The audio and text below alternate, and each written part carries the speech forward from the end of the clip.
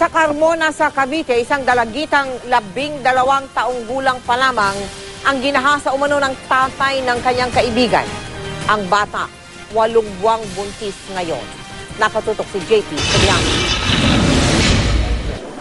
Halos madurog ang puso ng inang itago natin sa pangalang Leti nang malamang hinalay at nabuntis pa ng salarin ang 12 taong gulang niyang anak na itago natin sa pangalang Rose.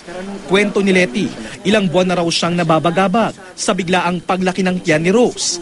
Akala raw niya may kung anong sakit na ito. Kahit wala akong pera, talagang pinilit ko ma-ultrasound yung tiyan niya. Tapos maya-maya lumapit yung doktor, Mrs. Hindi ho mayoma anak niya. Tumulo ang luha ko. Hindi ko anong gagawin ko kung iuuntog ko yung ulo ko sa dingding. Dahil bigla ako na-shock. Hindi ko akalain. Isipin niyo 12 anyos. Kaya kinausap daw ni Leti si Rose at doon ipinagtapat sa kanya ng anak na hinalay raw siya ng ama ng kanyang best friend at kapitbahay. Sana masakit to sa magulang niya nangyari sa anak ko. Gusto ko magkaroon sila ng pag-ano gagawa sa kanya. Siyempre, sinira niya ang buhay ng anak ko. Hindi ko maisip bakit ganun. Tutuusin pa parang anak na nahuyan. Sa salaysay niya sa Women and Children Division ng Carmona Police, kwento niya, pinuntahan daw niya noong October 2011 ang kanyang best friend na kanyang kapitbahay lang. Doon raw niya nakita ang ama ng kaibigan at sospek na 47 anyos na si Nelson Rialoza. Sinabi raw ng sospek kay Rose na wala ang kanyang anak. Aalis na raw sana si Rose noon nang hinila niya na po ako bigla. Tapos tinakpan niya po yung mga bibig ko po. Tapos hinibaran niya na po ako.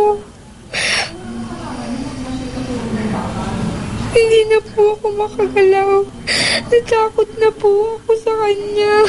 Ang sabi niya po, wag na po ako magsasalita.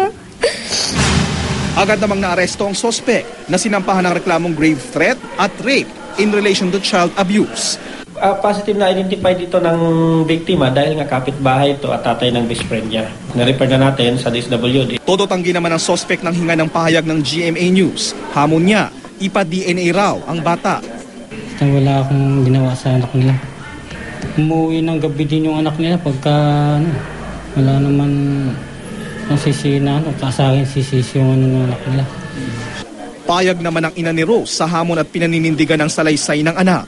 At ngayong magiging nanay na rin ang musmus pang si Rose. Susuportahan na lang daw ni Leti ang anak habang sumasailalim sa debriefing mula sa DSWD. Paalala naman ng pulisya sa mga magulang, bantayang mabuti ang mga anak, lalo na kapag minor de edad, at laging alamin ang kanilang pinupuntahan at mga nakakasama. JP Soriano, nakatutok 24 oras.